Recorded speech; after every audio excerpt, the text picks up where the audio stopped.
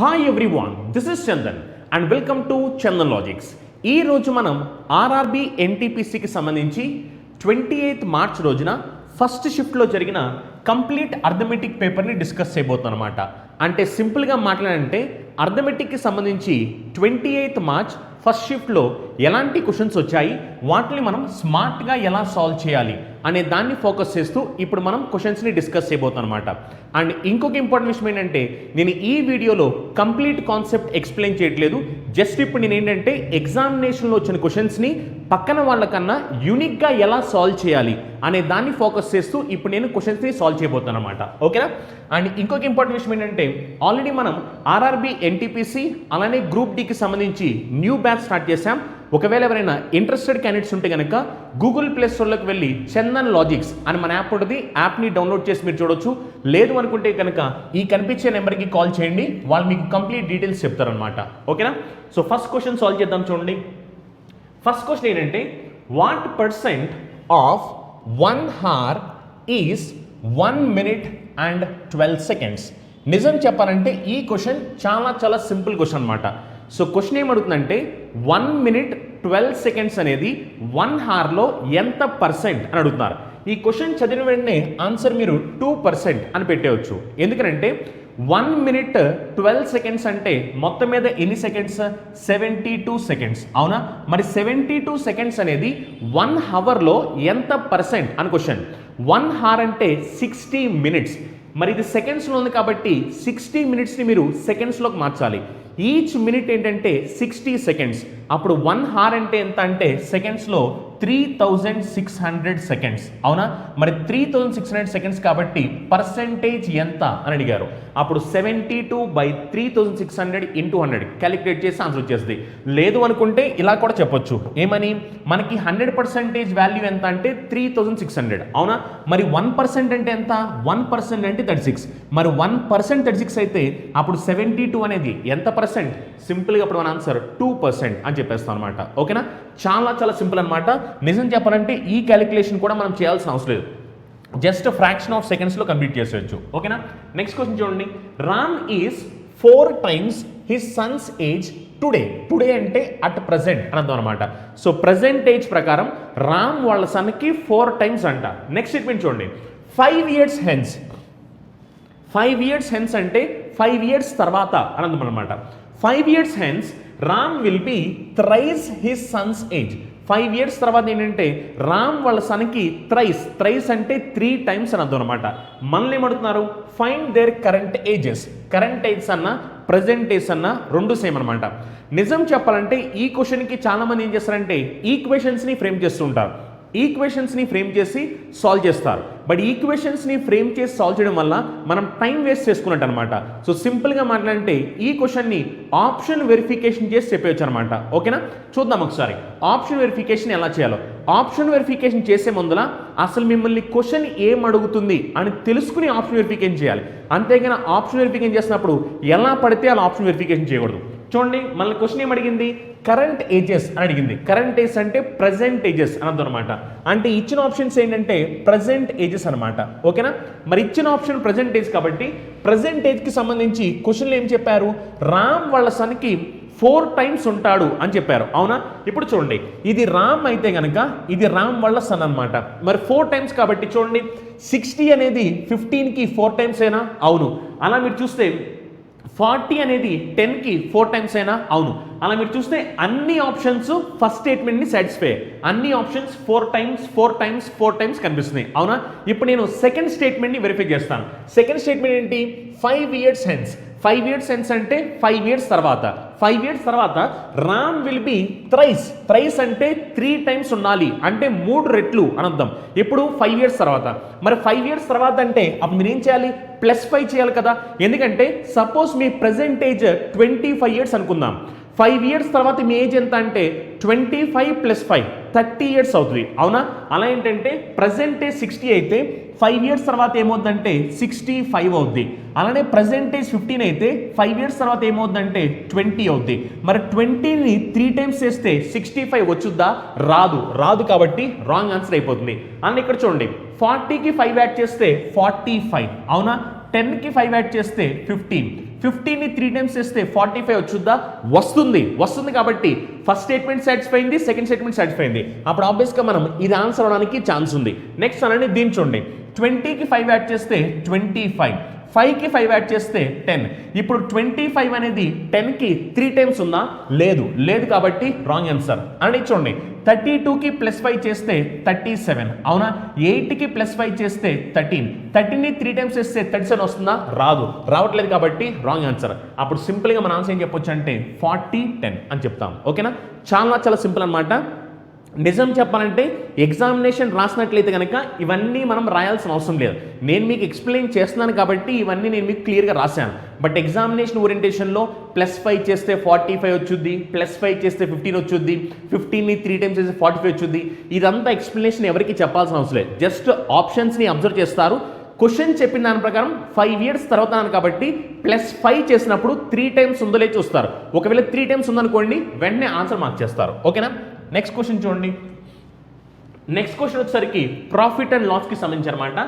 A man sells a table for ₹4,200 at 25% loss. So ఏంటంటే అతను 25% loss కమ్మాడు. At what price must he sell to get a profit of 25%? ఒకవేళ తనకి 25% profit రావాలి అంటే ఎంతకి అమ్మాలి అని క్వశ్చన్ అడుగుతున్నారు. మనకు తెలిసింది ఏంటి? కాస్ట్ ప్రైస్ అనేది మన ఇన్వెస్ట్మెంట్ కాబట్టి కాస్ట్ ప్రైస్ ఎప్పుడు 100% ఉంటుంది. ఒకవేళ దాని మీద ప్రాఫిట్ వచ్చింది అనుకోండి అప్పుడు 100 ప్లస్ ప్రాఫిట్ పర్సెంట్ తీసుకుంటాం. ఒకవేళ లాస్ వస్తే 100 మైనస్ లాస్ పర్సెంట్ తీసుకుంటాం. అలా మనకి క్వశ్చన్లో ఫస్ట్ లాస్ వచ్చింది. ఎంత లాస్ వచ్చింది? 25% లాస్ వచ్చింది. మరి 25% లాస్ వచ్చింది కాబట్టి అప్పుడు సెల్లింగ్ ప్రైస్ ఏమవుతుందంటే 100% మైనస్ 25% 75% అవుద్ది. అవునా? మరి 75% వాల్యూ ఎంత అంటే 75% వాల్యూ 4,200 అవుతుంది. అవునా? మరి మనకు కావాల్సింది ఏంటి? ఒకవేళ ప్రాఫిట్ 25% కావాలి అంటే అప్పుడు సెల్లింగ్ ప్రైస్ ఏమవ్వాలి? 125% అవ్వాలి. మరి 125% వాల్యూ ఎంత? క్యాలిక్యులేట్ చేస్తే సింపుల్గా ఆన్సర్ చెప్పవచ్చు. అవునా? చూడండి 25 ఇక్కడ 3 టైమ్స్ క్యాన్సిల్ అవుతుంది, 25 ఇక్కడ 5 టైమ్స్ క్యాన్సిల్ అవుతుంది. అలానే చూడండి 42 అనేది 3లో ఎన్నిసార్లు క్యాన్సిల్ అవుతుంది? 14 టైమ్స్ క్యాన్సిల్ అవుతుంది. 00 కాబట్టి 00 పక్కన పెట్టండి. 14 into 5 చేస్తే ఎంత? 70. అవునా? పక్కన 00. అప్పుడు ఆన్సర్ ఎంత అంటే సింపుల్గా మనం 7,000 అని చెప్పేస్తాం. ఓకేనా? చాలా సింపుల్ అనమాట. నిజం చెప్పాలంటే మళ్ళీ ఈ క్యాలిక్యులేషన్ కూడా చేయాల్సిన అవసరం లేదు. ఇక్కడ సింపుల్ స్టెప్ ఏంటి? 75% వాల్యూ 4,200 అయితే 125% వాల్యూ ఎంత? క్యాలిక్యులేట్ చేసేయండి. ఆన్సర్ ఫ్రాక్షన్ ఆఫ్ సెకండ్స్లో వచ్చేస్తుంది. ఇది మొత్తం కూడా మనం ఎగ్జామినేషన్లో చూపించాల్సిన అవసరం లేదు. ఓకేనా? నెక్స్ట్ క్వశ్చన్ చూడండి. A man buys 144 oranges for ₹360. ఓకేనా? ఇది కూడా ప్రాఫిట్ అండ్ లాస్కి సంబంధించిన అనమాట. 144 ఆరెంజెస్ కొన్నాడు. ఎంతకంటే ₹360కి. And sells them at a gain of 10%. అమ్మేటప్పుడు 10% ప్రాఫిట్కి అమ్ముతున్నాడు. What rate per dozen? చూడండి ఒకసారి, మళ్ళీ చాలా మంది క్వశ్చన్స్ సరిగ్గా చదవరు. పర్ డజన్ అడుగుతున్నారు. What rate per dozen he sells them అంటే అతను ఒక్కొక్క డజన్ని ఎంతకి అమ్ముతున్నాడు అని క్వశ్చన్ అడుగుతున్నారు. చాలా సింపుల్ క్వశ్చన్ అనమాట. ఒకసారి చూడండి, మళ్ళీ చాలా మంది ఏంటంటే ఈ క్వశ్చన్ని కాంప్లికేట్ చేస్తుంటారు. నిజం చెప్పాలంటే అసలు ఈ క్వశ్చన్ని కాంప్లికేట్ చేయాల్సిన అవసరం లేదు. ఒక డజన్ అంటే ఎన్ని? ఒక డజన్ అంటే 12 అని మనకు తెలుసు. అవునా? అలా ఇక్కడ మీరు చూస్తే 144 ఆరెంజెస్. మరి 144 ఆరెంజెస్ ఎంత కొన్నాడు? 360 కొన్నాడు. మరి 144 ఆరెంజెస్ని అతను ఎంత కొన్నాడంటే ₹360కి కొన్నాడు. అవునా? మరి అప్పుడు ఒక డజన్ వాల్యూ ఎంత మనకు తెలియాలి. ఒక డజన్ వాల్యూ ఎంత తెలియాలి కాబట్టి 144 ఆరెంజెస్ని డివైడ్ బై 12 చేసామనుకోండి అప్పుడు మనకి ఎన్ని డజన్స్ వస్తాయి? 144ని డివైడ్ బై 12 చేస్తే 12 డజన్స్ వస్తాయి. మరి 12 డజన్స్ కాబట్టి 12 డజన్స్ వాల్యూ 360. 12 డజన్ 360 అయితే 1 డజన్ ఎంత? 1 డజన్ ఎంత అంటే 360 డివైడ్ బై 12 అంటే దీని వాల్యూ ఎంత అంటే 30. అంటే ఒక్కొక్క డజన్ ₹30. ఒక్కొక్క డజన్ ₹30కి కొని అమ్మేటప్పుడు ఏం చేశాడు అతను? అమ్మేటప్పుడు అతను దాన్ని 10% ప్రాఫిట్కి అమ్మాడు. మరి 10% అంటే ఎంత? 30లో 10% అంటే 3. అవునా? అప్పుడు సెల్లింగ్ ప్రైస్ ఏమవ్వాలంటే 30 ప్లస్ 3 మొత్తం ఎంత అంటే 33. ఓకేనా? చాలా సింపుల్ క్వశ్చన్ అనమాట. జస్ట్ మీరు చేయాల్సిన ఏంటంటే ఈ 360 అనేది 12 డజన్స్. ఎందుకంటే 144 అంటే 12 డజన్స్ అని అర్థం. 12 డజన్స్ 360 అయితే ఒక డజన్ వాల్యూ ఎంత అంటే 30. ఒక డజన్ 30 అయితే అతను అమ్మేటప్పుడు దాన్ని 10% ప్రాఫిట్కి అమ్మాడు. మరి 10% ప్రాఫిట్ అంటే 10% అంటే 3 కాబట్టి 3 రూపీస్ ఎక్స్ట్రాకి అమ్మాడు. అప్పుడు సెల్లింగ్ ప్రైస్ ఏమవుద్ది 30 + 3 33 రూపీస్ అనమాట. ఓకేనా, చాలా చాలా సింపుల్ క్వశ్చన్ ఇది కూడా. నెక్స్ట్ క్వశ్చన్ చూడండి. Anil bought 100 eggs at ₹6 per kg. So ఏం చేశాడంటే 100 eggsని కొనుక్కొచ్చాడు. ఎంత? ఒక్కొక్క ఎగ్ వచ్చేసరికి 6 రూపీస్ అనమాట. ఓకేనా, నెక్స్ట్ చూడండి. He sold 25 eggs at 10% profit, another 25 eggs at 25% loss and balance 50 eggs at 20% profit. Find overall profit or loss percentage Anil made. చూడండి, ఇది కూడా చాలా చాలా సింపుల్ క్వశ్చన్. మళ్ళీ చాలా మంది ఏం చేస్తారంటే ఒక్కొక్క ఎగ్ 6 రూపీస్ కదా అని చెప్పి మొత్తం క్యాలిక్యులేషన్ చేస్తుంటారు. అలా క్యాలిక్యులేషన్ చేయొద్దు. ఎగ్ రేట్ ఎంత అనేది పక్కన పెట్టండి. అది 6 రూపీసా, 10 రూపీసా, 5 రూపీసా, 20 రూపీసా పక్కన పెట్టండి. పక్కన పెట్టేస్తే మొత్తం అతని దగ్గర ఎన్ని ఎగ్స్ కొన్నాడు? 100 eggs కొన్నాడు. ఈ 100 eggsలో ఫస్ట్ ఏమైందంటే 25 eggs. 25 eggs వచ్చేసరికి ఏం చేశాడంటే 10% ప్రాఫిట్కి అమ్మాడు. అవునా, 25 eggs 10% ప్రాఫిట్కి అమ్మాడు. నెక్స్ట్ అలానే అనదర్ 25 eggs, ఇంకొక 25 eggs ఉన్నాయి కదా, ఈ 25 eggs ఏం చేశాడంటే అతను 25% లాస్కి అమ్మాడు. ఓకేనా, 25% లాస్. రిమైనింగ్ 100లో 50 అయిపోతే ఇంకా రిమైనింగ్ ఏంటంటే 50. ఈ 50 eggsని అతను ఏం చేశాడంటే సోల్డ్ దెమ్ అట్ 20% ప్రాఫిట్. దీన్ని అతను 20% ప్రాఫిట్కి అమ్మాడు. ఓకేనా, ఇప్పుడు అతనికి ఓవరాల్గా ప్రాఫిట్ వచ్చిందా లాస్ వచ్చిందా అది క్వశ్చన్. ఇప్పుడు చూడండి, ఇది 25 eggs, ఇది 25 eggs, ఇది 25 eggs. ఇప్పుడు ఏం చేస్తారంటే దీన్ని క్యాలిక్యులేషన్ చేయకుండా సింపుల్గా నేను దీనికి రేషియో క్యాలిక్యులేట్ చేస్తున్నాను. రేషియో ఎప్పుడైతే నేను దీనికి రేషియో క్యాలిక్యులేట్ చేస్తానో అప్పుడు రేషియో ఏమవుతుందంటే 1:1:2 అని వచ్చింది. అవునా, నాకు వన్స్ రేషియో 1:1:2 వచ్చిన తర్వాత దీన్ని పక్క తీసేయండి. పక్క తీసేస్తే కనుక ఇప్పుడు ఏమనుకున్నానంటే ఈ 1ని కాస్త ఇప్పుడు నేను 100 అనుకుంటున్నాను, ఈ 1ని కాస్త ఇప్పుడు నేను 100 అనుకుంటున్నాను, ఈ 2ని కాస్త 200 అనుకుంటున్నాను. ఓకేనా, అండ్ నేను సింపుల్గా ఏంటంటే క్యాలిక్యులేషన్ని ఈజీ చేస్తున్నాను. నిజం చెప్పాలంటే ఇది కూడా మనం చేయాల్సిన అవసరం లేదు, ఇంకా చాలా ఫాస్ట్గా ఆన్సర్ వస్తుంది. కాకపోతే ఏంటంటే మీకు అర్థమవుతున్న ఉద్దేశంతో నేను మొత్తం మీకు ఎక్స్ప్లెయిన్ చేస్తాను. ఇప్పుడు మీరు అక్కడ 25, 25, 50 అని తీసుకుంటే క్యాలిక్యులేషన్ కాంప్లికేట్ అవుద్ది. సింపుల్ ఏంటంటే 25, 25, 50 అంటే రేషియో 1:1:2. ఇప్పుడు ఏం చేశాను, క్యాలిక్యులేషన్ ఈజీ అవడం కోసం మొత్తాన్ని 100తో మల్టిప్లై చేశాను. 100తో మల్టిప్లై చేస్తే 100, 100, 200. ఇప్పుడు చూడండి, ఇక్కడ అతనికి ఎంత ప్రాఫిట్ వచ్చింది? 10% ప్రాఫిట్ వచ్చింది. మరి 10% ప్రాఫిట్ అంటే 10 రూపీస్ వచ్చాను అర్థం. ఎందుకంటే 100లో 10% అంటే 10 రూపీసే కదా. నెక్స్ట్ అలానే చూడండి, ఇక్కడ చూడండి అతనికి ఏమైంది? లాస్ వచ్చింది. ఎంత? 25% లాస్ వచ్చింది. 100 మీద 25% లాస్ అంటే ఇతనికి 25 రూపీస్ లాస్ వచ్చింది అర్థం. అవునా, ఇప్పుడు ఇక్కడ చూడండి అతనికి ఏమొచ్చింది? ప్రాఫిట్ వచ్చింది. ఎంత? 200 మీద 20% ప్రాఫిట్ వచ్చింది. 200లో 10% అంటే 20, మరి 20% అంటే ఎంత? 40. అవునా, ఇక్కడ అతనికి 40 ప్రాఫిట్ వచ్చింది. ఇప్పుడు ఓవరాల్గా చూస్తే అతనికి ప్రాఫిట్ వచ్చిందో లాస్ వచ్చిందో తెలియాలంటే ఇక్కడ 40 రూపీస్ ప్రాఫిట్ వచ్చింది, ఇక్కడ 10 రూపీస్ ప్రాఫిట్ వచ్చింది. మొత్తం మీద ఇక్కడ చూస్తే 10 రూపీస్ 40 + 10 50 -25. -25 అంటే 50 - 25 అంటే అతనికి ఓవరాల్గా 25 రూపీస్ ప్రాఫిట్ వచ్చింది. అవునా, ఎందుకంటే 40 + 10 50 -25 అంటే 25. ఓవరాల్గా అతనికి 25 రూపీస్ ప్రాఫిట్ వచ్చింది. ఎంత మీద? ఇది ఎంత మీద అంటే 100 + 100 + 200. మొత్తం మీద ఎంత అంటే 400. అవునా, సో 25/400 × 100. ఎందుకంటే మళ్ళీ పర్సెంటేజ్ అడిగారు కాబట్టి. అప్పుడు చూడండి 0000 క్యాన్సిల్ అయిపోతాయి. 25 4లో n టైమ్స్ క్యాన్సిల్ అవుద్ది. 4ని 6 టైమ్స్ చేస్తే 24 వచ్చుద్ది. 1/4 అంటే 0.25. అప్పుడు ఆన్సర్ ఎంత అంటే 6.25% ప్రాఫిట్. కాబట్టి ఆన్సర్ వెంటనే 6.25% ప్రాఫిట్ అని చెప్పేస్తాం. ఓకేనా, చాలా చాలా సింపుల్ క్వశ్చన్ అనమాట. నిజం చెప్పాలంటే ఈ క్వశ్చన్కి ఈ క్యాలిక్యులేషన్ కూడా అవసరం లేదు. సింపుల్గా మీరు క్వశ్చన్ చూసిన వెంటనే అతను ఏం చేశాడు? 25 eggs ఏమో 10% ప్రాఫిట్కి అమ్మాడు, ఇంకొక 25 eggs ఏమో 25% లాస్కి అమ్మాడు, ఇంకొక 50 eggs ఏమో 25% ప్రాఫిట్కి అమ్మాడు. అప్పుడు మనకి రేషియో ఏంటంటే 1:1:2. 1:1:2 రేషియోలో అమ్మాడు. మరి 1:1:2 కాబట్టి నేనేమనుకున్నానంటే 100, 100, 200 అనుకున్నాను. అంటే ఒక్కొక్క ఎగ్ 1 రూపీ అనుకున్నప్పుడు 100, 100, 200. 100 రూపీస్కి అమ్మినప్పుడు ఏమైందంటే 10% ప్రాఫిట్ వచ్చింది. అంటే 10 రూపీస్ ఎక్స్ట్రా వచ్చాయి. అలానే నెక్స్ట్ ఇంకో 100 అమ్మినప్పుడు ఏమైందంటే 25% లాస్ వచ్చింది అండ్ నాకు 25 రూపీస్ తగ్గాయి. నెక్స్ట్ 200 అమ్మినప్పుడు ఏమైందంటే నాకు 20% ప్రాఫిట్ వచ్చింది అంటే 40 రూపీస్ ఎక్స్ట్రా వచ్చాయి. అంటే మొత్తం మీద క్యాలిక్యులేట్ చేస్తే నాకు 25 రూపీస్ ప్రాఫిట్ వచ్చింది. ఎంత మీద? 500 రూపీస్ మీద. ఎందుకంటే 100 + 100 + 200 అంటే సారీ మొత్తం మీద మనకి ఎంత మీద అంటే 400 మీద. అందుకని 25/400 క్యాలిక్యులేట్ చేస్తే ఆన్సర్ ఎంత అంటే 6.25%. ఓకేనా. నెక్స్ట్ క్వశ్చన్ చూడండి, ఇది వచ్చేసరికి టైమ్ అండ్ వర్క్కి సంబంధించిన క్వశ్చన్ అనమాట. ఇది కూడా చాలా simple question. Aman and Ajay can build a wall in 9 days and 12 days respectively. In how many days can they finish work if they work together? So ఇద్దరు కలిసి వర్క్ చేస్తే ఎన్ని డేస్లో కంప్లీట్ చేయగలరు అని అడుగుతున్నారు. చాలా చాలా సింపుల్ క్వశ్చన్ అనమాట. ఇది కావాలనుకుంటే మీరు డైరెక్ట్ ఫార్ములా యూస్ చేసి క్యాలిక్యులేట్ చేయొచ్చు. ఓకేనా. లేదు అనుకుంటే కనుక మీరు ఏం చేయొచ్చు అంటే దీన్నే మనం ఎల్సిఎం తీసుకొని క్యాలిక్యులేట్ చేయొచ్చు. ఒకవేళ మీరు ఎల్సిఎం తీసి క్యాలిక్యులేట్ చేస్తే అమన్ వచ్చేసరికి ఎన్ని డేస్లో కంప్లీట్ చేస్తాడు? 9 daysలో కంప్లీట్ చేస్తాడు. ఓకేనా. అజయ్ వచ్చేసరికి దీన్ని ఎన్ని డేస్లో కంప్లీట్ చేస్తాడు? 12 daysలో కంప్లీట్ చేస్తారు. అప్పుడు 9కి 12కి ఎల్సిఎం ఎంత? 9కి 12కి ఎల్సిఎం ఎంత అంటే 36.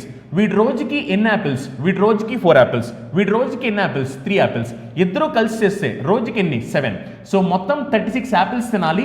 వీళ్ళు రోజుకి 7 యాపిల్స్ తింటారు. రోజుకి 7 యాపిల్స్ తింటారు కాబట్టి ఎన్ని డేస్ అంటే 7 5 times చేస్తే 35 వచ్చుద్ది. ఇంకా రిమైండర్ ఎంత ఉంది? 1 ఉంది. అవునా. సో 5 1/7. సో 5 1/7 కాబట్టి ఫస్ట్ ఆప్షన్ పెట్టేస్తాను అనమాట. ఓకేనా. చాలా చాలా సింపుల్ క్వశ్చన్ అనమాట. నిజం చెప్పాలంటే మనం ఈ క్వశ్చన్ డైరెక్ట్గా చెప్పేయచ్చు. 9కి 12కి ఎల్సిఎం 36 అంటే వాళ్ళు చేయాల్సిన టోటల్ వర్క్ ఏంటంటే 36 యూనిట్స్ అనుకుంటే కనుక అమన్ వచ్చేసరికి రోజుకి 4 యూనిట్స్ చేస్తాడు. అజయ్ వచ్చేసరికి రోజుకి 3 యూనిట్స్ చేస్తాడు. మరి ఇద్దరు కలిసి చేస్తే 4 + 3 7 అనమాట. మరి టోటల్ 36 యూనిట్స్ చేయాలి. రోజుకి 7 యూనిట్స్ చేస్తారు కాబట్టి 36/7 చేస్తే అప్పుడు ఆన్సర్ ఎంత అంటే 5 1/7 అనమాట. ఓకేనా. చాలా చాలా సింపుల్ క్వశ్చన్. దీనికి కావాలనుకుంటే మీరు డైరెక్ట్గా ఫార్ములా యూస్ చేసి కూడా చేయొచ్చు. ఫార్ములా యూస్ చేస్తే ఇద్దరు పర్సన్స్ వర్క్ చేస్తున్నారు కాబట్టి అప్పుడు ఫార్ములా ఏమవుద్ది? AB/A+B అవుద్ది. అవునా. AB/A+B కాబట్టి ఏ వాల్యూ ఏమో 9, B వాల్యూ ఏమో 12. అవునా. సో 9 + 12 చేస్తే ఎంత వస్తుంది? 21 వస్తుంది. 3 ఇక్కడ 3 times క్యాన్సిల్ అవుతుంది. 3 ఇక్కడ 7 times క్యాన్సిల్ అవుతుంది. అవునా. అప్పుడు 3 12 times చేస్తే 36 వచ్చుద్ది. మరి 36/7. సో 36/7 అంటే మళ్ళీ సేమ్ 5 1/7 వస్తుంది అనమాట. ఓకేనా. చాలా చాలా సింపుల్ క్వశ్చన్. నెక్స్ట్ క్వశ్చన్ చూడండి, ఇది కూడా టైమ్ అండ్ వర్క్లో పార్ట్ అనమాట. పైప్స్ అండ్ సిస్టమ్స్ నుంచి క్వశ్చన్ ఇచ్చారు. చూడండి ఏం చెప్తున్నారు. A tank can be filled by 2 taps X and Y in 5 hours and 10 hours. So 2 taps XY fill చేస్తే 5 hours 10 hours టైం పడుతుంది. While another tap Z empty, ఇదేంటంటే empty చేస్తుంది. ఇందాకడేమో fill చేస్తాయి, ఇది ఎంటీ చేస్తుంది. ఎన్ని హవర్స్లో అంటే 20 hours. In how many hours can the tank be filled if all 3 taps are kept open? ఒకవేళ 3 ఓపెన్ అయితే కనుక ఎంత టైంలో ఫిల్ అవుతుంది అని క్వశ్చన్. చాలా చాలా సింపుల్ క్వశ్చన్. చూడండి మొత్తం మీద మనకి ఎన్ని ట్యాప్స్ ఉన్నాయి? 3 taps ఉన్నాయి. XYZ. ఫస్ట్ ట్యాప్ వచ్చేసరికి మనకి ఎంతసేపులో ఫిల్ చేస్తుంది? ఫస్ట్ ట్యాప్ వచ్చేసరికి 5 hours, సెకండ్ ట్యాప్ వచ్చేసరికి 10 hours, థర్డ్ ట్యాప్ వచ్చేసరికి లీకేజ్ ఎంటీ చేస్తూ ఉంటుంది. ఇది ఎంటీ ఎన్ని అవర్స్లో అంటే 20 hours. చూడండి ఇది ఫిల్ చేస్తుంది కాబట్టి ఇక్కడ వచ్చేది పాజిటివ్, ఇది ఫిల్ కాబట్టి పాజిటివ్. ఇది వచ్చేసరికి ఏంటంటే ఎంటీ చేస్తుంది కాబట్టి ఏంటంటే నెగిటివ్ అనమాట. ఓకేనా. ఇప్పుడు ఓవరాల్గా మీరు ఏంటంటే దీనికి ఎల్సిఎం తీసుకోవాలి. 5కి 10కి 20కి ఎల్సిఎం ఎంత అంటే 20. అవునా. ఇప్పుడు ఇది 1 hourలో ఎన్ని లీటర్స్ అంటే 4 లీటర్స్. ఇది 1 hourలో ఎన్ని లీటర్స్ అంటే 2 లీటర్స్. ఇది 1 hourలో ఎన్ని లీటర్స్ అంటే 1 లీటర్. వీళ్ళిద్దరూ ఫిల్ చేస్తున్నారు, ఇది ఎంటీ చేస్తుంది కాబట్టి మైనస్ అనమాట. ఎందుకంటే ఇది ఎంటీ చేస్తుంది అని క్వశ్చన్లో చాలా క్లియర్గా చెప్పారు. ఇప్పుడు చూడండి 3 ట్యాప్స్ కలిసి సైమల్టేనియస్గా ఆపరేట్ అయితే అప్పుడు వీళ్ళు ముగ్గురు కలిపి 1 hourలో ఎన్ని లీటర్స్ని ఫిల్ చేస్తారంటే 4 + 2 6, 6 - 1 అంటే 5 లీటర్స్ ఫిల్ చేస్తారు. 1 hourలో 5 లీటర్స్ ఫిల్ చేస్తే మొత్తం ట్యాంక్ కెపాసిటీ 20 లీటర్స్. అప్పుడు ఎంత టైం పడుతుందంటే 20/5. అప్పుడు సింపుల్గా మనం 4 hours అని చెప్పేస్తాం. ఓకేనా. చాలా చాలా సింపుల్ క్వశ్చన్ అనమాట. నిజం చెప్పాలంటే మనం ఈ క్యాలిక్యులేషన్ కూడా చేయాల్సిన అవసరం లేదు. 5కి 10కి 20కి ఎల్సిఎం 20. వీడొచ్చేసరికి 4 లీటర్స్, వీడొచ్చేసరికి 2 లీటర్స్, వీడొచ్చేసరికి 1 లీటర్. 1 లీటర్ ఎంటీ కాబట్టి మొత్తం మీద 6 - 1 అంటే 5 లీటర్స్. అంటే 1 hourలో 5 లీటర్స్ ఫిల్ చేస్తే 20 లీటర్స్ ఫిల్ చేయడానికి ఎంత టైం పడుతుంది? 4 hours టైం. ఓకేనా. చాలా చాలా సింపుల్ అనమాట. నెక్స్ట్ క్వశ్చన్ చూడండి ఒకసారి. ఇది చాలా చాలా ఇంపార్టెంట్ అనమాట. ఆర్ఆర్బి ఎన్టీపీసీ పాయింట్ ఆఫ్ వ్యూలో ఎల్సిఎం హెచ్సిఎఫ్ అనే దాని నుంచి ఖచ్చితంగా ఒక క్వశ్చన్ వచ్చింది. ఆ క్వశ్చన్ ఏంటంటే చాలాసార్లు మీకు ఈ క్వశ్చన్ ఫ్రీక్వెంట్ అడుగుతారు అనమాట. అంటే దీన్ని బేస్ చేసుకుని చాలా ఫ్రీక్వెంట్ క్వశ్చన్ అడుగుతున్నారు. చూద్దాం. చూడండి ఒకసారి. చాలా చాలా simple question. The product of two numbers is 35828 and their HCF is 26. Find their LCM. So LCM ఏమిటి అడుగుతాను. మనకు తెలిసింది ఏంటి? Product of two numbers is equal to product of LCM and HCF. అవునా? ఇదేగా మనకు తెలిసిన relation. Product of two numbers is equal to product of LCM HCF. Product of two numbers చెప్పారు. ఎంత? Product of two numbers ఎంత అంటే 35828. అవునా? ఇది product of two numbers. అలానే మనకి HCF చెప్పారు. HCF ఎంత అంటే 26. మనల్ని ఏమడుతున్నారు? LCM ఎంత అని అడుగుతున్నారు. ఇప్పుడు చూడండి, మళ్ళీ మీరు దీని మొత్తాన్ని క్యాలిక్యులేట్ చేయాల్సిన అవసరం లేదు. క్యాలిక్యులేట్ చేస్తే టైం వేస్ట్ అనమాట. సింపుల్ ఏంటంటే క్యాలిక్యులేట్ చేయకుండా జస్ట్ లాస్ట్ సీట్ వెరిఫై చేయండి. ఇక్కడ లాస్ట్ సీట్ ఏముంది? 8 ఉంది. మరి left hand side last seat 8 కాబట్టి రైట్ హ్యాండ్ సైడ్ కూడా లాస్ట్ సీట్ 8 రావాలి. అవునా? మరి 6 ఏ నెంబర్తో మల్టిప్లై అయితే మనకు లాస్ట్లో 8 వచ్చింది. చూడండి ఒకసారి, 6 ఏ నెంబర్తో మల్టిప్లై అయితే 8 వచ్చిందో. ఇప్పుడు చూడండి ఒకసారి, 6 8 టైమ్స్ చేస్తే 48 8 వచ్చింది. కానీ ఇక్కడ మీరు అబ్జర్వ్ చేస్తే ఈ నెంబర్ చూడండి 931788. అండ్ ఇప్పుడు మీరు క్యాన్సిలేషన్ అయిన తర్వాత ఈ నెంబర్ ఏంటంటే 931788 రావాలంట. అసలు ఇంత పెద్ద నెంబర్ వచ్చే ఛాన్సే లేదు. ఎందుకంటే ఇక్కడ ఉన్న నెంబరే 35,000లో ఉంది. ఇప్పుడు ఇక్కడ చూడండి, ఇది ఒకసారి చూడండి 931788లో ఉంది. అండ్ ఆబ్వియస్గా ఏంటంటే ఈ ఆప్షన్ అయ్యే ఛాన్స్ లేదు. ఇది రాంగ్ ఆన్సర్, ఎలిమినేట్. ఇప్పుడు ఇక్కడ చూడండి, ఇక్కడ చూస్తే లాస్ట్ సీట్ ఏంటి? Last seat 9.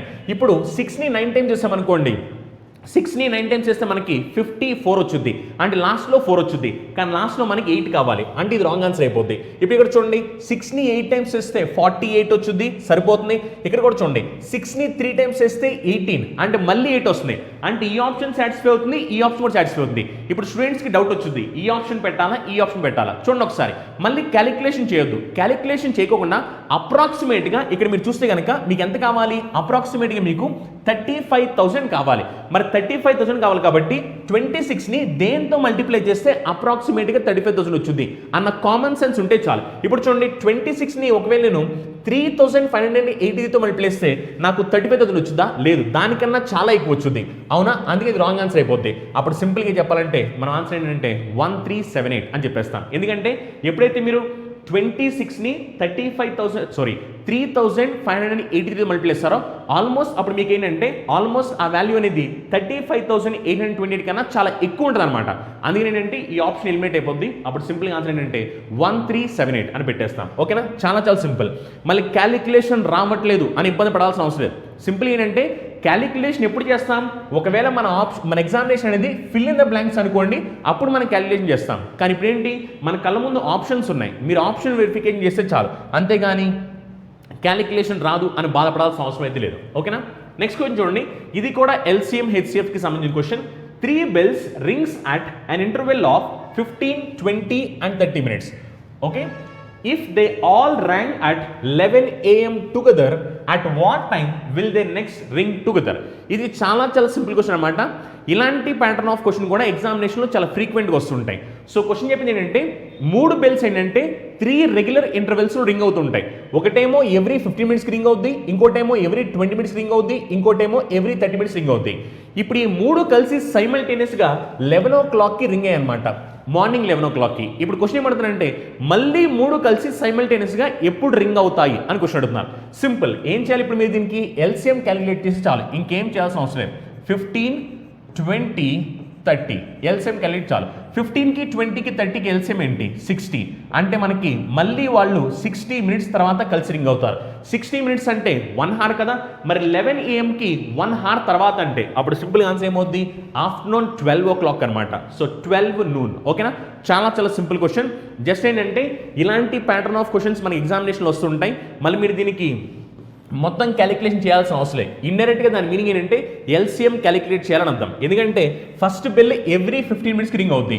ఎవ్రీ 15 మినిట్స్ అంటే ఏంటి? 15 మినిట్స్కి, 30 మినిట్స్కి, 45 మినిట్స్కి, సో ఆన్ ఇలానే కదా. సెకండ్ బెల్ ఏంటి? ఎవ్రీ 20 మినిట్స్కి రింగ్ అవుద్ది. అంటే 20 మినిట్స్కి, 40 మినిట్స్కి, 60 మినిట్స్కి, సో ఆన్ ఇలానే కదా. థర్డ్ బెల్ ఏంటి? Every 30 minutes. అంటే 30 minutes, 90 minutes, 30 minutes, 60 minutes, 90 minutes, so on ఇంతే కదా. సో మనకి ఏంటంటే కామన్ మల్టిపుల్ కావాలి. సో కామన్ మల్టిపుల్ అంటే లీస్ట్ కామన్ మల్టిపుల్.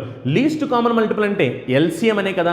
అందుకని ఇదంతా క్యాలిక్యులేట్ చేయకుండా సింపుల్గా మీరు ఎల్సిఎం క్యాలిక్యులేట్ చేయండి. ఎల్సిఎం క్యాలిక్యులేట్ చేస్తే 15కి 20కి 30కి ఎల్సిఎం 60 అంటే 60 మినిట్స్ తర్వాత 60 మినిట్స్ అంటే 1 హార్ కాబట్టి 1 హార్ తర్వాత 3 సైమల్టేనియస్గా రింగ్ అవుతాయి. నెక్స్ట్ క్వశ్చన్ చూడండి, ఇది క్యాలెండర్కి సంబంధించిన క్వశ్చన్ అనమాట. చాలా చాలా సింపుల్.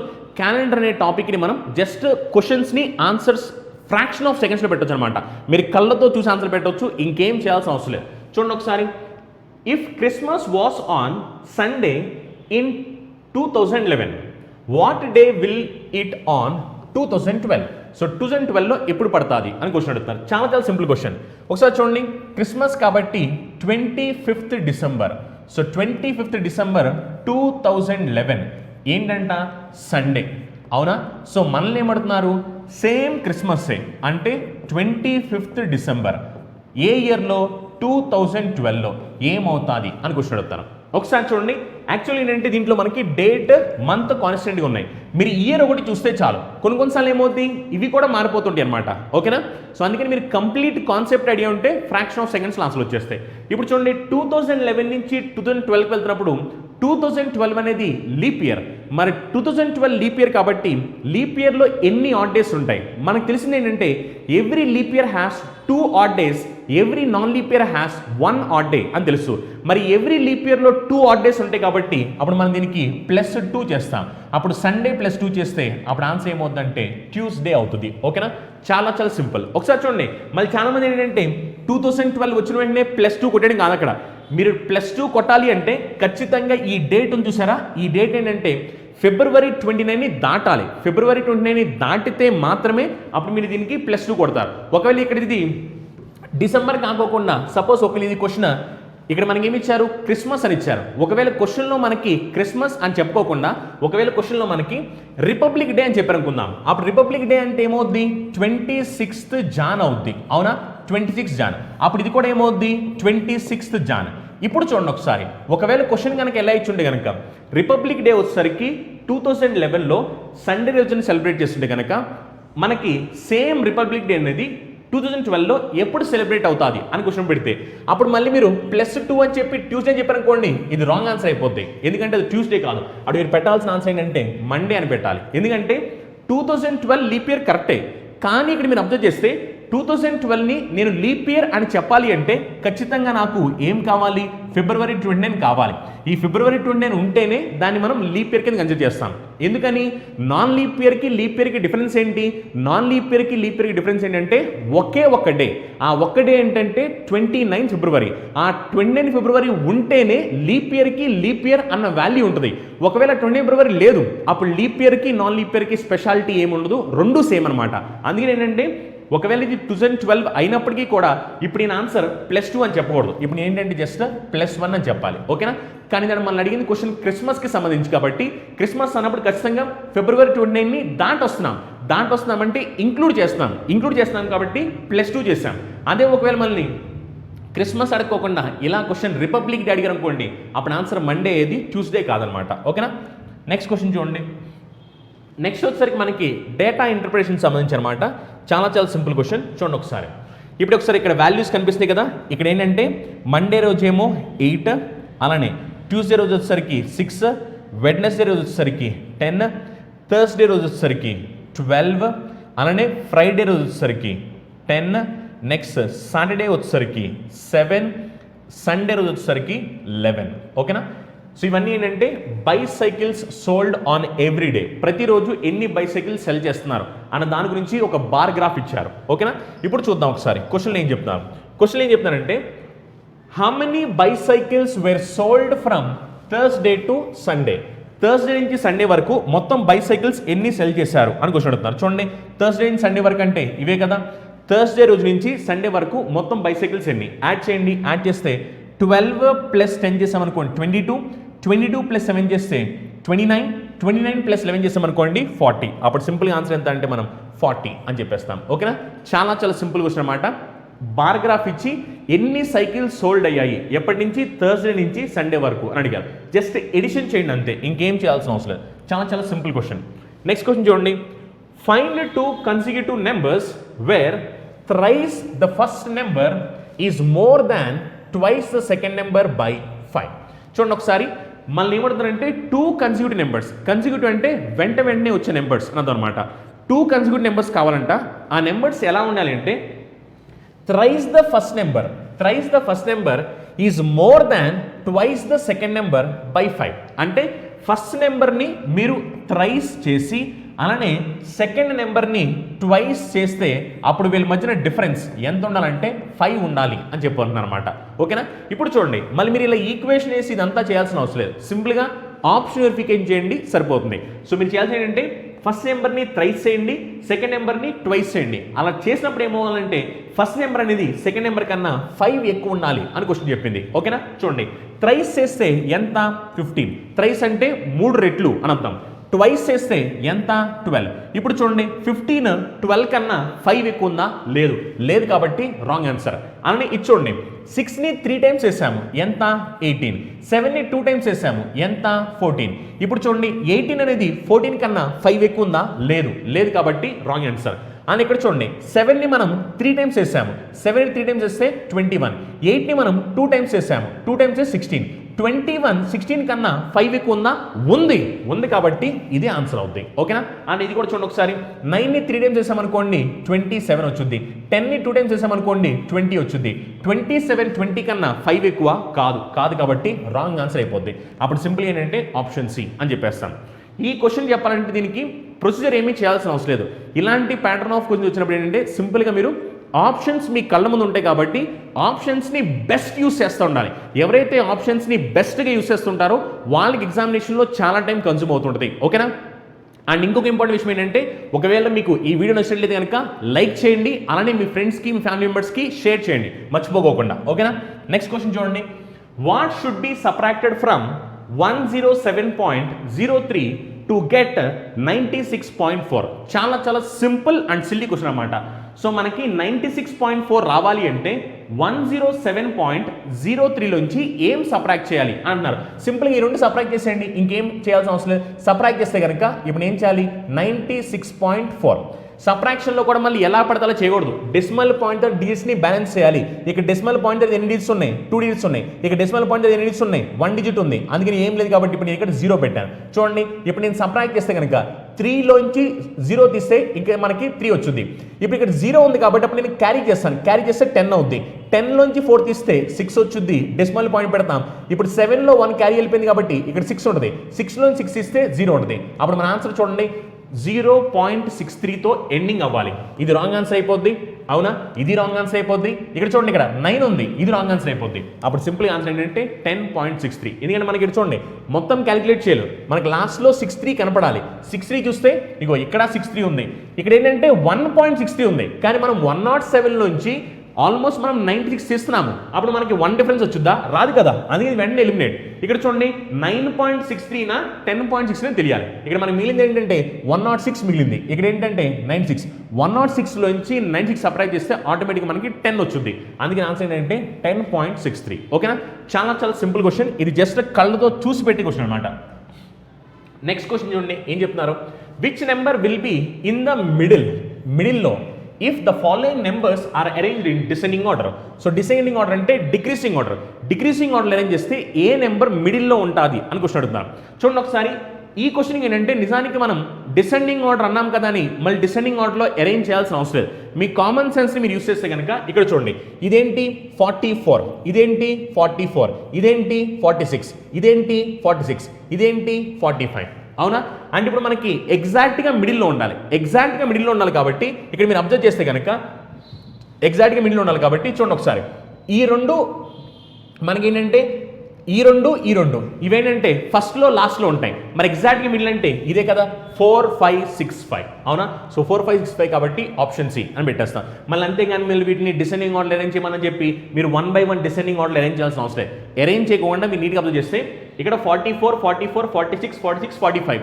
మరి 44 44 2 సార్లు వచ్చింది, 46 46 2 సార్లు వచ్చింది, 45 ఒకసారి వచ్చింది. మరి 44 44 కాబట్టి స్మాలెస్ట్ స్టెప్, 46 46 కాబట్టి హైయెస్ట్. ఇంకా మధ్యలో ఎవరు ఉన్నారు? 45 ఉంది. అప్పుడు సింపుల్గా మీరు 45 అని పెట్టేసి సరిపోద్ది. ఓకేనా? మళ్ళీ మొత్తం అది ఎంత అరేంజ్ చేయాల్సిన అవసరం కూడా లేదు.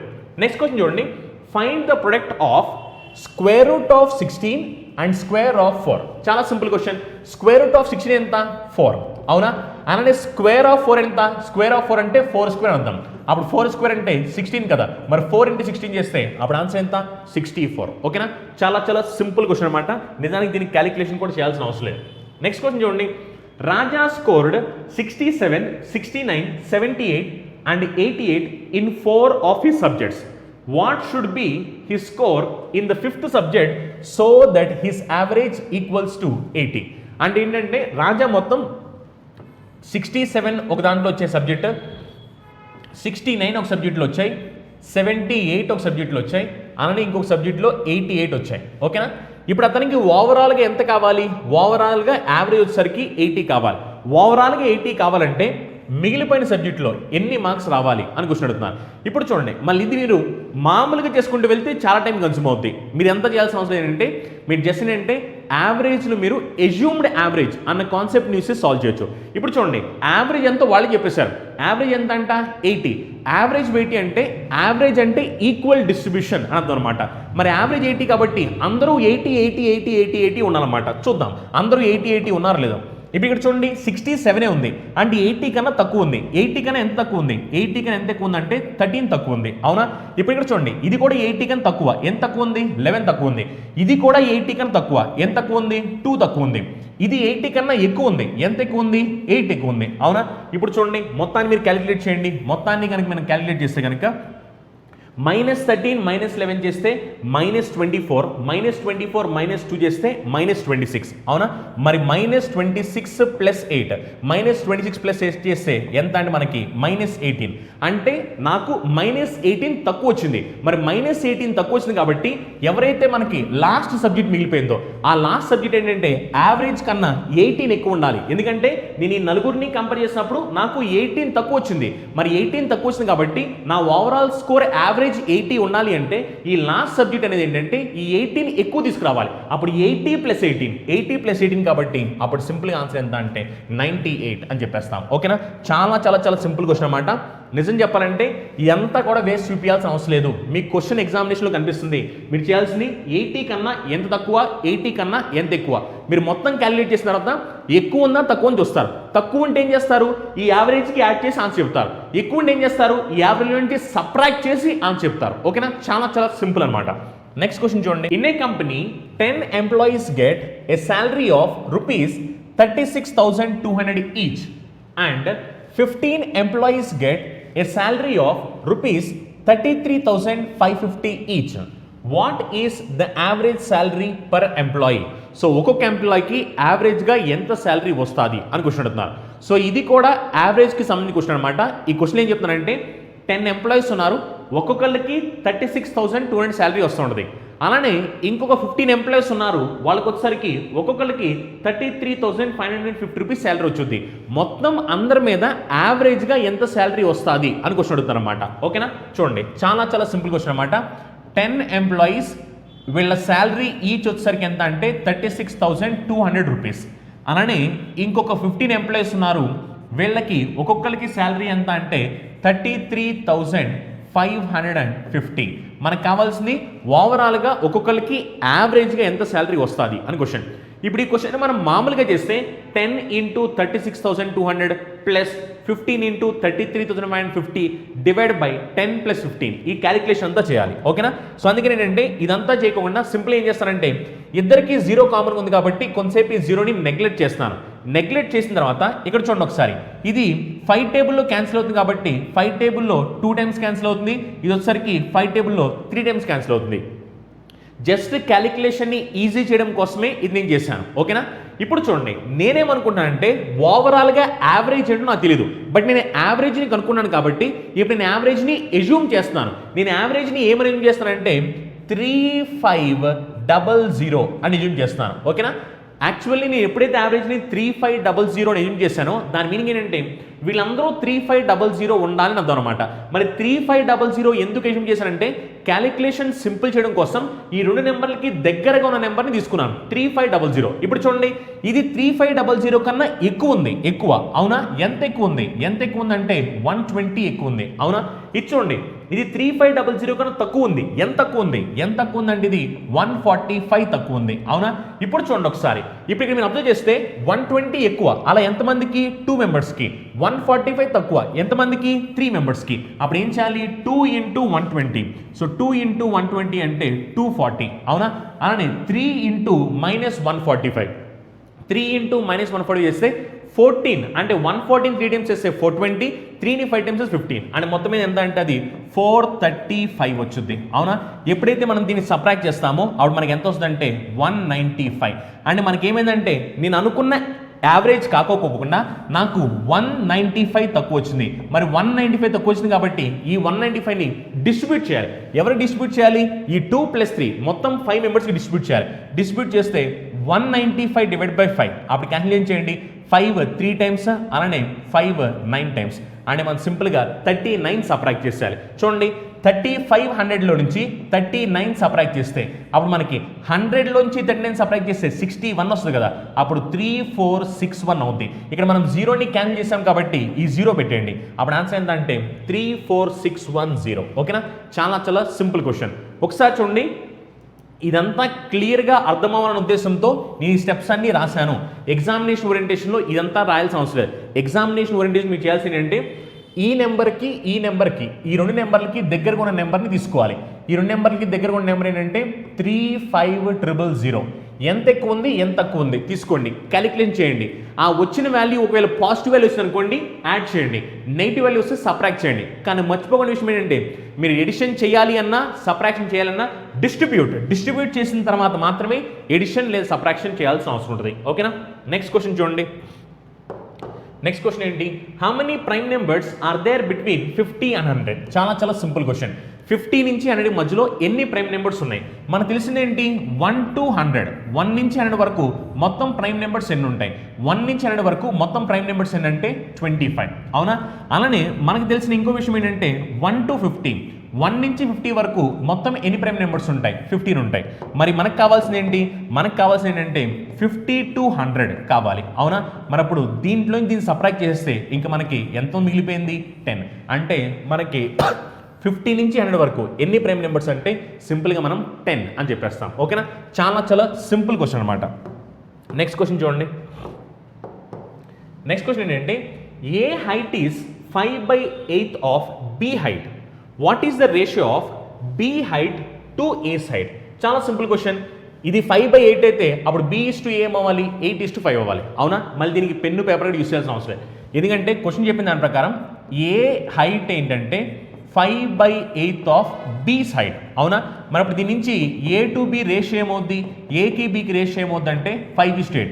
మరి A:B 5:8 అయితే మన క్వశ్చన్ ఏమడుతున్నారు? బి హైట్కి ఏ హైట్కి రేషియో అడుగుతున్నారు. B:A ఏమవుద్ది అన్నారు? 5:8 కాస్త B:A కడిగితే అప్పుడు ఏమవుద్ది? 8:5 అయిపోద్ది. ఓకేనా? చాలా చాలా సింపుల్ క్వశ్చన్. నెక్స్ట్ క్వశ్చన్ చూడండి. 2/3 of children are in the age group of 1 to 12 years. అంటే 2/3 ఆఫ్ చిల్డ్రన్ ఏజ్ గ్రూప్ ఏంటంటే 1 నుంచి 12 years అంట. Next of this if 3/4 are in the age group of 1 to 8 years. దీంట్లో ఒక 3/4 ఏంటంటే 1 నుంచి 8 yearsలో ఉన్నారు. Find the fraction of children in the age group of 9 to 12 years. So 9 to 12 years age గ్రూప్లో ఎంత ఫ్రాక్షన్ ఆఫ్ చిల్డ్రన్ ఉన్నారు అని question అడుగుతున్నారు. చూద్దాం ఒకసారి. మొత్తం క్వశ్చన్ చెప్పిన దాని ప్రకారం ఏంటంటే 2/3 ఆఫ్ చిల్డ్రన్. అవునా? 2/3 ఆఫ్ చిల్డ్రన్ వచ్చేసరికి ఏంటంటే 1 నుంచి 12 years ఏజ్లో ఉన్నారు అని చెప్తున్నారు. అవునా? 2/3 ఆఫ్ చిల్డ్రన్. ఇప్పుడు దీంట్లో ఏమైందంటే 3/4 వచ్చేసరికి ఏంటంటే 1 to 8. మరి 1 to 8 3/4 అయితే మనల్ని క్వశ్చన్ ఏమడుతుంది? 9 to 12 అడుగుతుంది. అవునా? మరి 1 నుంచి 8 వరకు 3/4 అయితే మిగిలింది ఎంత? 3/4 వాళ్ళైతే మిగిలింది 1/4 కదా. మరి మిగిలింది 1/4 కాబట్టి 2/3లో 1/4 ఎవరంటే 9 to 12 years ఏజ్ వాళ్ళు. క్యాలిక్యులేట్ చేయండి. క్యాలిక్యులేట్ చేస్తే 4 2లో 2 టైమ్స్ క్యాన్సిల్ అవుతుంది. అప్పుడు ఎంత ఫ్రాక్షన్ అంటే 1/6 అని చెప్పేస్తాను. ఓకేనా? చాలా చాలా సింపుల్ క్వశ్చన్ అనమాట. మొత్తం 2/3 అయితే ఆ 2/3లో మనకు కావాల్సింది 9 నుంచి 12 years ఏజ్లో ఉన్నవాళ్ళు మనకు కావాలి. 1 నుంచి 8 years వాళ్ళు 3/4 అయితే 2/3లో 3/4 వాళ్ళు అయితే మిగిలింది 1/4 కదా. మిగిలింది 1/4 కాబట్టి క్యాలిక్యులేట్ చేయండి. క్యాలిక్యులేట్ చేస్తే 1/6 ఫ్రాక్షన్ అనమాట. ఓకేనా? నెక్స్ట్ క్వశ్చన్ చూడండి. Calculate the amount of rupees 37,500 at the rate of 8% per annum compound interest half yearly for 1.5 year. చూడండి ఒకసారి, ఇది చాలా ఇంపార్టెంట్ పాయింట్ అనమాట. హాఫ్ ఇయర్లీ అంటే ఎవ్రీ 6 monthsకి ఇంట్రెస్ట్ కలెక్ట్ చేస్తూ ఉంటాం. ఇప్పుడు ఇక్కడ చూడండి, రేట్ ఆఫ్ ఇంట్రెస్ట్ ఎంతని చెప్పారు? 8% per annum అని చెప్పారు. మరి యానమ్కి 8% అయితే అంటే 12 monthsకి 8% అర్థం. మరి 6 monthsకి ఏమవుద్ది? 6 monthsకి ఏమవుద్ది అంటే 4% అవుద్ది. అంటే మనకి 4% ఇంట్రెస్ట్ తీసుకోవాల్సిన అవసరం ఉంది. 4% ఇంట్రెస్ట్ ఎప్పటి వరకు అంటే 1.5 year. 1.5 year అంటే మొత్తం 3 సార్లు. ఎందుకంటే 1.5 year అంటే మనకి 6 months 6 months 6 months అలా మనకి మొత్తం 3 సార్లు వస్తాయి అనమాట. అందుకే మీరు ఏం చేయాలి? 4% 4% 4% అలా 3 సార్లు. ఎందుకంటే ఇది ఒక 6 months, ఇది ఇంకొక 6 months, ఇది ఇంకొక 6 months. అవునా? ఇప్పుడు మీరు దీన్ని క్యాలిక్యులేట్ చేయాలి. ఇప్పుడు దీనికి మీరు ఫార్ములా యూస్ చేసి క్యాలిక్యులేట్ చేయొచ్చు, ఎఫెక్టివ్ పర్సెంటేజ్ యూస్ చేసి కూడా క్యాలిక్యులేట్ చేయొచ్చు. కానీ ఫార్ములా యూస్ చేసిన, ఎఫెక్టివ్ పర్సెంటేజ్ యూస్ చేసిన మనకి టైం వేస్ట్ అయిపోద్ది అనమాట. సింపుల్గా చెప్పాలంటే ఈ క్వశ్చన్ మీరు డైరెక్ట్గా క్యాలిక్యులేట్ చేయడమే చాలా బెస్ట్ అనమాట. చూద్దాం ఒకసారి. ఇక్కడ చూడండి, 100% వాల్యూ ఎంత? 100% వాల్యూ ఎంత అంటే 37,500. మరి 100% 37,500 అయితే మనకి 4% ఇంట్రెస్ట్ కావాలి ఫస్ట్ ఇయర్లో. అవునా? ఫస్ట్ ఇయర్లో మనకి 4% ఇంట్రెస్ట్ వచ్చింది. మరి 4% అంటే ఎంత? 1% అంటే ఎంత అంటే 375. మరి 1% 375 అయితే 4% అంటే ఎంత అంటే 1500. అంటే మనకి కాంపౌండ్ ఇంట్రెస్ట్ ఫస్ట్ ఇయర్లో 15%. అదే ఫస్ట్ ఇయర్లో అంటే దాని మీనింగ్ ఫస్ట్ 6 months. అలా first 6 months, second 6 months, third 6 months కూడా క్యాలిక్యులేట్ చేయాలి. అలానే సెకండ్ 6 months చూడండి, సెకండ్ 6 monthsలో ఏమవుద్ది? ఈ 1500 అలానే ఉంటుంది, దీని మీద ఇంట్రెస్ట్ వచ్చింది. అలానే థర్డ్ 6 monthsలో ఏమవుద్ది?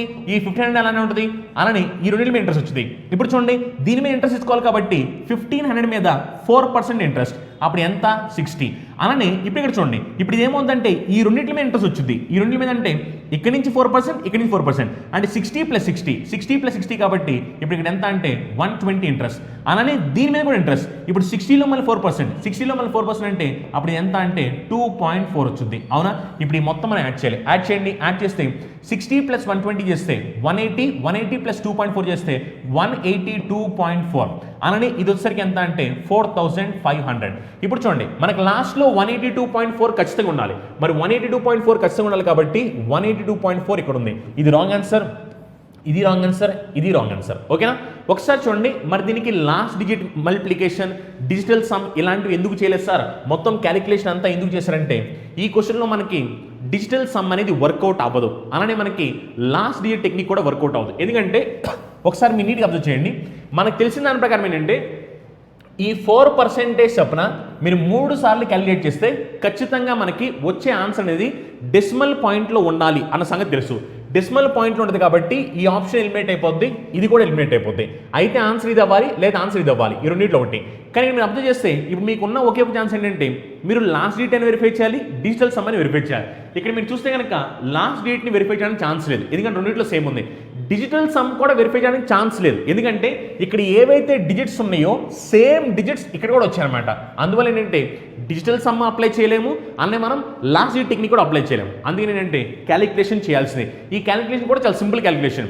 4% చెప్పిన 1500 మొత్తం మీద 4,500. అని ఇక్కడ వచ్చేసరికి ఫస్ట్ ఇయర్కి 60 రూపీస్ ఇంట్రెస్ట్, ఫస్ట్ సెకండ్ కలిపి ఇక్కడ మనకి 120 + 2.4 మొత్తం మీద మనకి ఇక్కడ 182.4 లాస్ట్లో ఉండాలి. సో లాస్ట్లో మనకి 182.4 ఉండాలి కాబట్టి లాస్ట్లో 182.4 ఇక్కడ మాత్రమే ఉంది. అవునా? సో సింపుల్గా మాట్లాడంటే ఈ 37,500కి ఈ 4,500 + 182.4 యాడ్ చేస్తాం. యాడ్ చేస్తే మొత్తం మీద మనకి అమౌంట్ ఎంత అంటే 42,182.4 రూపీస్ అనమాట. నెక్స్ట్ క్వశ్చన్ చూడండి. Meena took a loan for rupees 2,75,000. So loan తీసుకుంది 2,75,000 from the bank at interest of 8% interest and selected the account after and settle the account after 3 years. 3 years తర్వాత ఏంటంటే సెటిల్ చేసింది. Settle చేయడం అంటే ఇంట్రెస్ట్తో కలిపి పే చేసేసింది అనమాట. At the time of settlement she gave her old స్కూటర్ని ఇచ్చిందనమాట to the bank plus rupees 3,35,000 rupees. What price did the scooter fetch, అంటే స్కూటర్ అసలు ఎంత ప్రైస్ తీసుకుంది అని అడుగుతానమాట. ఓకేనా. ఇప్పుడు చూడండి, యాక్చువల్లీ మీరేం చేస్తుందంటే లోన్ తీసుకుంది. ఎంత లోన్ తీసుకుంది? 2,75,000 రూపీస్ లోన్ తీసుకుంది. సో 2,75,000 రూపీస్ లోన్ తీసుకుంది. ఏ రేట్ ఆఫ్ ఇంట్రెస్ట్ అంటే 8% per annum చెప్పిన. ఎన్ని ఇయర్స్ కంటే 3 ఇయర్స్కి తీసుకుంది. పే చేసేటప్పుడు ఏం చేసిందంటే 3,35,000 రూపీస్ పే చేసి ఒక స్కూటర్ని కూడా ఇచ్చేసింది అనమాట. ఆ ఇచ్చి మొత్తం మీద ఆ అకౌంట్ని క్లోజ్ చేసింది. ఇప్పుడు క్వశ్చన్ ఏమడుతుందంటే స్కూటర్కి ఎంత రేట్ పడింది అని అడుగుతాను అనమాట. సింపుల్, దీనికి ఏం మీరు క్యాలిక్యులేట్ చేయాల్సిన అవసరం లేదు. ఇది 100% వాల్యూ. ఇప్పుడు దీనికి దీని డిఫరెన్స్ చూడండి, దీనికి దీని డిఫరెన్స్ ఈ 2,75,000కి అలానే మనకి 3,35,000కి డిఫరెన్స్ ఎంత అంటే 60,000 రూపీస్ డిఫరెన్స్ వచ్చింది. అవునా? మరి మనకి 60,000 రూపీస్ డిఫరెన్స్ వచ్చింది కాబట్టి ఇప్పుడు మీకు అసలు మొత్తం మీద ఇంట్రెస్ట్ ఎంత పడిందో తెలియాలి. ఇంట్రెస్ట్ ఎంత పడిందో తెలియాలి అంటే 8% చెప్పన. చూడండి, 8% చెప్పన 3 ఇయర్స్కి ఇంట్రెస్ట్ ఎంత అంటే 24% ఇంట్రెస్ట్. మన ఇంట్రెస్ట్ దేని మీద? ప్రిన్సిపల్ మీదే కదా. ప్రిన్సిపల్ ఎంత అంటే 2,75,000. మరి 2,75,000లో 24% ఎంత? 2,75,000లో 24% ఎంత అంటే 66,000 రూపీస్. అవునా? మరి 66,000 రూపీస్ ఇంట్రెస్ట్ పే చేయాలి. 66,000 పే చేయాల్సింది ఎంత పే చేసింది? కేవలం 60,000 పే చేసింది. మరి మిగిలిన బ్యాలెన్స్ ఎంత? మిగిలిన బ్యాలెన్స్ ఎంత అంటే 6,000. మరి 6,000 ఏంటంటే ఆ స్కూటర్కి వాల్యూ ఎంత అంటే 6,000 రూపీస్ అనమాట. ఓకేనా? చాలా చాలా సింపుల్ అనమాట. మీరు ఏం క్యాలిక్యులేట్ చేయాల్సిన అవసరం లేదు. ఇదేంటంటే ఒరిజినల్గా తీసుకున్న ప్రిన్సిపల్. ఇదేంటంటే ఇంట్రెస్ట్తో కలిపి పే చేసింది, కానీ పే చేసేటప్పుడు కొంత ఇంట్రెస్ట్ పే చేసింది, ఇంకొంత ఏం చేసిందంటే స్కూటర్ని కూడా ఇచ్చింది అనమాట కొంత అమౌంట్కి. అందుకని ఏం చేస్తారు, దీనికి దీని డిఫరెన్స్ తీసుకుంటే మొత్తం మీద మీకు 60,000 డిఫరెన్స్ వచ్చింది. అవునా? అసలు ఇంట్రెస్ట్ ఎంత అంటే దీని మీద 24%. ఎందుకంటే 8% చెప్పిన 3 ఇయర్స్కి 24%. దీని మీద 24% అంటే 60,000. 66,000 ఇవ్వాల్సింది కేవలం 60,000 ఇచ్చింది. అండ్ మిగిలిన 6,000 రూపీస్ ఏంటంటే స్కూటర్ని ఇచ్చింది అని మీనింగ్ అనమాట. అంటే స్కూటర్ వాల్యూ ఎంత అంటే 6,000 రూపీస్ అనమాట. ఓకేనా? నెక్స్ట్ క్వశ్చన్ చూడండి. A man travelling by bus finds that the bus crosses 35 electric poles in 1 minute and the distance between 2 poles is 50 meters. Find the speed of bus. So మనకి speed కావాలి, time and డిస్టెన్స్కి సంబంధించిన question అనమాట. ఓకేనా? Speed equal to ఏమిటంటే distance by time. ఇది అందరూ తెలిసిందే. అవునా? ఇప్పుడు ఒకసారి అబ్జర్వ్ చేయండి, మొత్తం ఇక్కడ ఎన్ని ఎలక్ట్రికల్ పోల్స్ ఉన్నాయి? 35 ఎలక్ట్రికల్ పోల్స్ ఉన్నాయి. మరి 35 ఎలక్ట్రికల్ పోల్స్ ఉన్నప్పుడు క్వశ్చన్ ఏం చెప్తుందంటే ఒక్కొక్క పోల్కి మధ్యలో గ్యాప్, ఒక్కొక్క పోల్కి మధ్యలో గ్యాప్ ఎంత అంటే 50 మీటర్స్ 50 మీటర్స్ అని చెప్తున్నారు. అవునా? 50 మీటర్స్ 50 మీటర్స్. ఇప్పుడు చూడండి, యాక్చువల్లీ ఇక్కడ మీరు ఏం చేస్తారంటే చాలా మంది 35 into 50 అని వేసేస్తారు. ఇది రాంగ్. ఎందుకంటే 35 పోల్స్ ఉన్నాయి అంటే నెంబర్ ఆఫ్ గ్యాప్స్ 1 తక్కువ ఉంటాయి అని అర్థం. సపోజ్ 3 పోల్స్ ఉన్నాయి చూడండి. సపోజ్ ఒకవేళ మీకు 3 పోల్స్ ఉన్నాయి అనుకుందాం, 1 2 3. ఈ 3 పోల్స్కి గ్యాప్స్ ఎన్ని చూడండి, గ్యాప్స్ 1 2 గ్యాప్స్ ఉన్నాయి. సపోజ్ ఒకవేళ 4 పోల్స్ ఉన్నాయి అనుకున్నాం, గ్యాప్స్ ఎన్ని ఉన్నాయి? 3 గ్యాప్స్ ఉన్నాయి. అంటే అబ్జర్వ్ చేయాల్సింది ఏంటంటే నెంబర్ ఆఫ్ గ్యాప్స్ అనేది ఎప్పుడు 1 తక్కువ ఉంటాయి అని అర్థం అనమాట. అలా మొత్తం మీద మీకు ఎన్ని పోల్స్ ఉన్నాయి? 35 పోల్స్ ఉన్నాయి. 35 పోల్స్కి గ్యాప్స్ ఎన్ని ఉంటాయి?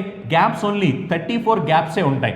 ఒక్కొక్క గ్యాప్ ఎంత అంటే 50 మీటర్స్. అందుకనే ఇంటూ 50 డివైడ్ బై. ఇప్పుడు చూడండి ఒకసారి టైం ఎంత అంటే క్వశ్చన్ చెప్పిన దాని ప్రకారం 1 minute అని చెప్పారు. సో 1 minute కాబట్టి ఇది ఆల్రెడీ పైన మీటర్స్లో ఉన్నాయి. అప్పుడు మినిట్ కాబట్టి దీన్ని సెకండ్స్లో రాయాలి. 1 minuteని మనం ఏమని రాస్తామంటే 60 seconds అని రాస్తాం. ఇప్పుడు చూడండి, ఇది క్యాలిక్యులేట్ చేస్తే మీకు ఆన్సర్ మీటర్ పర్ సెకండ్లో వచ్చింది, మీటర్ పర్ సెకండ్లో. కానీ ఆప్షన్స్ చూడండి ఇక్కడ కిలోమీటర్ పర్ అవర్లో ఉన్నాయి. అందుకని మీటర్ పర్ సెకండ్ని కిలోమీటర్ పర్ అవర్లోకి మార్చాలి కాబట్టి ఇంటూ 18/5 క్యాలిక్యులేట్ చేస్తే ఏమో చూడండి, 0 0 క్యాన్సిల్ అయిపోతాయి, 5 5 క్యాన్సిల్ అయిపోతాయి. 18 3లో ఎన్నిసార్లు 18 6లో ఎన్ని టైమ్స్ క్యాన్సిల్ అవుతుంది? 3 టైమ్స్ క్యాన్సిల్ అవుతుంది. అప్పుడు 34 into 3 చేస్తే 90 + 12 102 km/h. ఓకేనా? చాలా చాలా సింపుల్ అనమాట. ఒక సింగిల్ స్టెప్ అంతే. ఇక్కడ మీకు తెలియాల్సిన పాయింట్ ఏంటంటే 35 ఎలక్ట్రిక్ పోల్స్కి 34 గ్యాప్సే ఉంటాయి అన్న సంగతి తెలిస్తే చాలు, ఇంకేం తెలియాల్సిన అవసరం అనమాట. ఓకేనా? అండ్ ఇంకొక ఇంపార్టెంట్ విషయం, ఒకవేళ మీకు కనుక క్లాస్ నచ్చినట్లయితే కనుక లైక్ చేయండి, మర్చిపోవద్దు. మీ ఫ్రెండ్స్కి మీ ఫ్యామిలీ మెంబర్స్కి ఖచ్చితంగా మన వీడియోస్ని షేర్ చేయండి. ఓకేనా? నెక్స్ట్ క్వశ్చన్ చూడండి.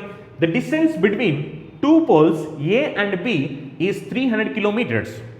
2 riders on scooter start simultaneously from A and B towards each other. So towards each other అంటే ఇలా వీళ్ళు ఆపోజిట్ డైరెక్షన్లో ట్రావెల్ చేస్తున్నారు అన్నది అనమాట. ఓకేనా? The distance between them after 2.5 hours is 25 kilometers. If speed of one scooter is 10 km more than the other, find the speed of each scooter in kilometre per hour. చూడండి చాలా చాలా simple question. ఒకసారి చూడండి, వీళ్ళిద్దరు ఇలా ఎదురు బదురు వెళ్తున్నారు. So వీళ్ళ స్పీడ్స్ ఏమిటో మనకు తెలియదు. క్వశ్చన్ ఏంటంటే వీళ్ళ స్పీడ్స్ని తెలుసుకోమని చెప్తుంది. క్వశ్చన్ చెప్పింది ఏంటంటే వీళ్ళ స్పీడ్ డిఫరెన్స్ వచ్చేసరికి ఎంత అంటే 10 కిలోమీటర్ పర్ అవర్ అని చెప్తుంది అనమాట.